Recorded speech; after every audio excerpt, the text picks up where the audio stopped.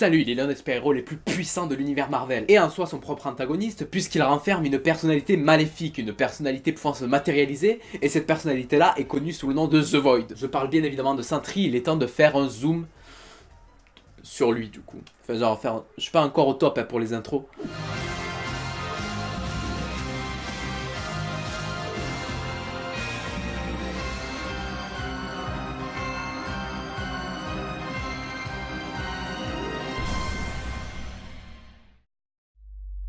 Sentry. Sentry est un personnage présent dans l'univers Marvel depuis l'époque d'argent des comics, alors que pourtant il a été créé seulement dans les années 2000, ou du moins nos souvenirs de Sentry sont revenus en 2000, après avoir été mystérieusement effacés. Bon, vous en faites pas, je suis pas encore devenu totalement cinglé, mais c'est en partie l'histoire de Sentry. Il est l'un des premiers super-héros Marvel avant la vague de ceux qu'on va appeler les petits nouveaux, c'est-à-dire Spider-Man, Hulk et plein d'autres super-héros devenus pourtant iconiques, inspirant une grande partie de ces héros-là. Ultra populaire et puissant, Sentry, ou celui qu'on appelle l'homme ayant la puissance d'1 million de soleils, deviendra néanmoins oublié de tous du jour au lendemain. Alors pourquoi ?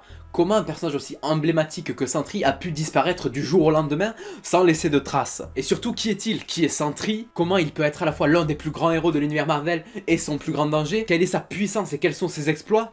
C'est ce qu'on va voir tout de suite. Sentry apparaît pour la première fois en 2000 sous le label Marvel Knight dans la série The Sentry par Paul Jenkins et Jay Lee, deux artistes qui ont déjà travaillé ensemble pour l'excellente série Inhumans en 1998, toujours sous le label Marvel Knight. Pourtant, malgré sa création en 2000, Sentry est un héros qui est apparu pendant le Silver Age dans la chronologie de l'univers Marvel. Alors, comment ça se fait? C'est assez simple, Marvel a monté une supercherie assez intéressante laissant croire que Sentry était un héros imaginé par Stan Lee avant même la première apparition des 4 Fantastiques. Et pour que cette tromperie puisse duper encore mieux pour ancrer la légende de Sentry à l'époque du Silver Age, Marvel imaginera des magazines fictifs, notamment le Sterling Stories volume 17, qui est censé être la première vraie apparition de Sentry. Le magazine Wizard a même participé à cette mascarade, Paul Jenkins y déclarant que le personnage a été créé par Stan Lee et qui ajoute aussi avoir découvert des croquis de Sentry dessinés par Artie Rosen. Et bon, pour démêler le vrai du faux, il faut savoir que tout ça c'est juste un coup de marketing pour bien introduire le personnage dans son univers. Et pour la petite anecdote, les planches découvertes de Sentry dessinées par Artie Rosen sont en réalité dessinées par Rick Veitch, notamment connu chez DC pour son coup de crayon dans la saga of the Swamp Thing en 1984, ou encore pour citer du Marvel dans du Captain America en 2002. Maintenant qu'on a un peu le contexte, passons directement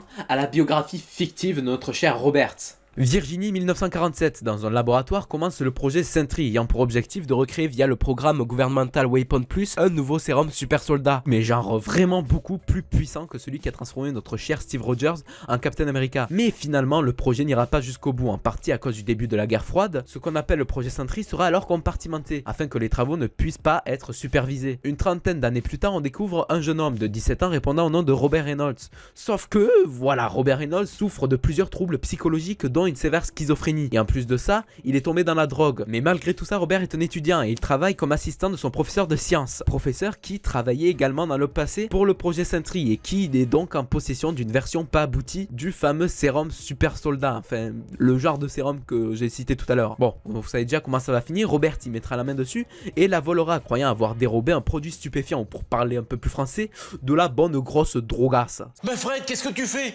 C'est totalement interdit! Sauf qu'en buvant le sérum, Robert était sans doute loin d'imaginer que ces quelques gorgées ont suffi pour lui donner de manière instantanée d'incroyables capacités hors du commun fournies par des énergies solaires. Voilà que notre cher Reynolds se retrouve avec le pouvoir d'1 million de soleils qui explose. Il développera une personnalité héroïque puis mit la main à la pâte pour se faire un costume jaune et bleu. Et c'est comme ça que bien avant les 4 Fantastiques, bien avant Spider-Man, bien avant Hulk, que l'un des piliers super-héroïques de son époque naît. C'est comme ça que Sentry est né. Et quand je dis pilier super-héroïque, je ne dis pas ça pour rire, hein. Sentry influencera beaucoup de super-héros iconiques et deviendra un exemple pour énormément de grands héros qu'on connaît aujourd'hui. Mais bon, comme j'ai pu le dire, tout est loin d'être rose, car la schizophrénie qui ronge notre cher Sentry lui fera développer une personnalité échappant à son contrôle, pouvant se matérialiser de manière dissemblable de Sentry. Une personnalité malveillante, dangereuse, maléfique et d'autres synonymes prouvant qu'elle est pas très sympa, voire pas gentille du tout. Et cette personnalité-là, c'est The Void. The Void est la facette maléfique du héros. Là où Sentry symbolise l'héroïsme, le courage et la bienveillance, The Void est l'incarnation du mal. Cette personnalité s'est donc matérialisée une première fois sous l'identité du Bouffon Bleu pour attaquer Lindy Lee, une jeune femme dont Sentry est amoureux et qu'il demandera plus tard en mariage. Mais bon, pour ça on a le temps, hein. Là on est encore au début de la biographie de notre personnage. Et toujours est-il qu'après avoir réussi à faire fuir le Bouffon Bleu, Sentry est alors approché par des personnes travaillant pour le gouvernement et a été mis au courant du fait qu'un sérum a été volé. Robert sera donc amené au complexe, le laboratoire où le projet Sentry est né, et subira une série de tests afin d'évaluer la gravité des pouvoirs acquis. Et malheureusement pour notre cher Robert, Les personnes travaillant pour le complexe sont pris de panique en découvrant l'ampleur des pouvoirs de Sentry et son instabilité psychologique. Ils décideront donc d'opter pour une solution tout à fait calme, raisonnable, réfléchie, et c'est faux. C'est faux, ils tenteront tout simplement de le buter. Maman de maman. Ouais non, ça semble plutôt radical d'un côté, mais ça peut quand même se comprendre quand on voit le danger qu'il représente. Bon, évidemment, toutes les tentatives d'assassinat échouent, et finalement l'idée de tuer Sentry est abandonnée, et le complexe envisage tout de même de le contrôler, ce qui en soi est beaucoup plus aimable que la première option. Mais malgré ça, Robert continua secrètement d'être Sentry, puis finira par dévoiler son identité secrète au monde, et gagnera de plus en plus en popularité, jusqu'au point où, avec l'arrivée des nouveaux héros, comme les 4 Fantastiques, les X-Men, Spider-Man, etc., il deviendra un exemple à suivre, le super-héros par excellence. Il sera d'ailleurs d'une grande aide pour beaucoup d'héros, notamment pour Hulk avec qui il liera des liens d'amitié très forts, et aussi pour Angel qui a pris le dessus sur sa peur du vide, l'aidant donc à voler. Et puisqu'on était à parler d'amitié, Sentry a aussi une relation très forte amicalement parlant avec Reed Richards, le chef des Fantastiques. Mais alors avec tous ses exploits à son actif, sa popularité, sa prestance, comment se fait-il qu'un héros comme lui a pu être oublié du jour au lendemain? La réponse est assez triste. The Void prenant de plus en plus d'ampleur au point de devenir la plus grosse menace pour notre planète, devient impossible à gérer pour Sentry. Et comprenant que The Void est une partie de lui-même qui est apparue lorsqu'il a acquis ses pouvoirs, Sentry demandera de l'aide à Doctor Strange et à Reed Richards pour trouver un moyen de disparaître à tout jamais, amenant dans la disparition du héros celle de The Void. Et c'est ainsi que notre sentinelle simulera sa mort et créera un système, toujours avec l'aide de Stephen et Reed, pour effacer de toutes les mémoires ainsi que de la sienne l'existence de Sentry. Comme ça, en même temps que toute la population mondiale, Robert Reynolds ne se souviendra plus qu'il est devenu Sentry et donc The Void disparaîtra avec notre héros. Du jour au lendemain, paf, le héros ayant fait rêver la Terre entière n'existe plus, ni dans les mémoires, ni en photo, ni nulle part. Sentry n'est plus. Tout aurait pu se finir comme ça, sauf que des années plus tard, les souvenirs de Robert se refont petit à petit surface. The Void est de retour. Un peu perdu mais se souvenant inexplicablement de son ancienne vie de justicier déchu, Pop, qui est un des noms de Robert, sera au sommet du Baxter Building, la tour des Fantastiques, déjouant tous les systèmes de sécurité mis en place,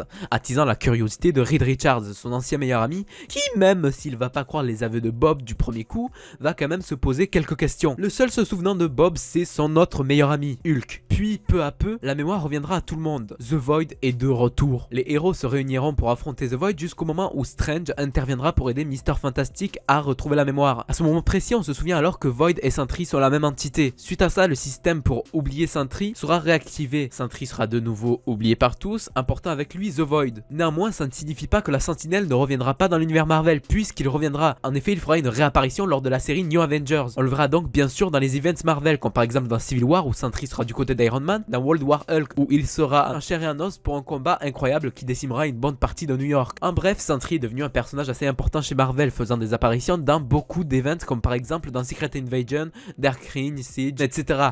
Et maintenant l'origin story et le contexte mis en place, voyons voir du côté des adaptations ce que notre Sentinelle vaut. Alors malheureusement, côté adaptation, c'est plutôt vide, voire très vide. Il est apparu seulement dans quelques jeux vidéo. Dans Marvel Contest of Champions, un jeu mobile de combat autour de l'univers Marvel, pas dégueu du tout d'ailleurs, même si c'est pas vraiment mon type de jeu. Et on le retrouve aussi dans Marvel Ultimate Alliance 2 Fusion, un jeu sorti en 2009 sur Xbox 360, PS3, Wii, PC et DS. Un jeu vraiment pas très fou, mais qui peut passer selon votre seuil de tolérance, ayant des graphismes assez atroces pour de la PS3 et Xbox 360. Et comme si ça suffisait pas, Sentry est seulement présent dans la version DS du jeu. Ouais, c'est un assez gros chais.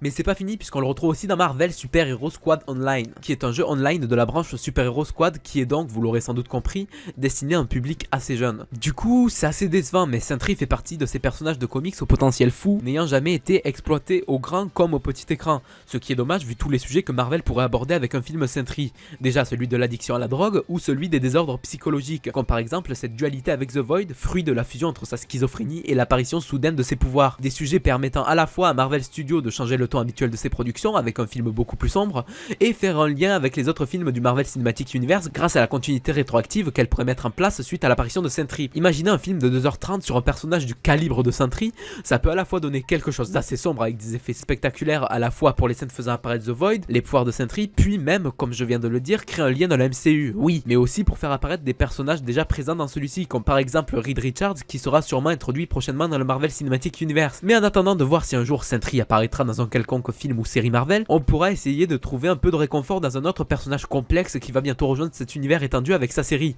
Moon Knight. Moon Knight qui, bien sûr, on reviendra en temps et en heure sur lui. Et maintenant qu'on a fait un peu le tour de ces quelques adaptations, il est temps, si vous voulez, de passer au conseil lecture pour commencer à lire du Sentry. Parce que évidemment dans chaque zoom ce qui va se faire c'est que je vais pas dire toutes les intrigues autour du personnage, ni même tous ses arcs narratifs comme j'ai pu le vendre. Oh là là il ment, désabonnez-vous, il ment, il a menti. La chronique Zoom qui te permettra de découvrir un personnage à chaque émission et de parler de toutes ses adaptations ainsi que de tous ses arcs narratifs dans les comics. Mensonge. Tous ces arcs narratifs dans les comics. Fake. Trahison. Terrible histoire. Reprenons. Non, je vais pas dire tous les arcs du personnage en détail parce que je me suis rendu compte que déjà de 1 ça pouvait gâcher le plaisir de découvrir le personnage à certaines personnes et de 2 j'ai pas envie de passer 8 mois sur chaque zoom non plus. Donc ce qui va se faire c'est qu'à chaque fin je vais vous donner des conseils lecture de comment commencer Sentry, quelles sont les issues intéressantes et c'est parti. Pour ce qui est de la VF, vous pouvez retrouver la première apparition de Sentry en format Marvel Deluxe comprenant l'intégralité de la première série Sentry réalisée par Paul Jenkins et Jay Lee et comprenant aussi les issues Sentry Spider-Man, Sentry Hulk, Sentry Fantastic Four, Sentry X-Men et Sentry The Void. Et pour ceux n'ayant pas le budget de mettre de l'argent dans des Marvel Deluxe et préférant acheter d'occasion, il est possible de trouver les mêmes ouvrages en format 100% Marvel à un prix beaucoup plus raisonnable et en soft cover. Et le tout réparti en 2 tomes. C'est plutôt cool. Après ce comics, je peux que vous conseiller de commencer les events Marvel pour notamment retrouver Sentry faire sa réapparition à partir de New Avengers sorti en 2005 et ensuite d'enchaîner sur les autres events où on peut voir la Sentinelle apparaître, notamment les events que j'ai pu citer précédemment qui seront normalement en description. Et après ça, je vous recommande aussi d'aller jeter un coup d'œil au Fresh Start de Sentry, sorti en 2018 et édité en format 100% Marvel et qui contient en un tome les 5 volumes de la série Fresh Start de Sentry. Et c'est sur ça que on va clôturer le tout. Et sur ce, c'est ainsi que ce zoom sur Sentry se finit. J'espère qu'il vous aura plu et que maintenant vous en savez un peu plus sur le personnage de Sentry. Et du coup, à bientôt sur Chromique pour de nouvelles chroniques. Et d'ici là, lisez des comics. Ciao!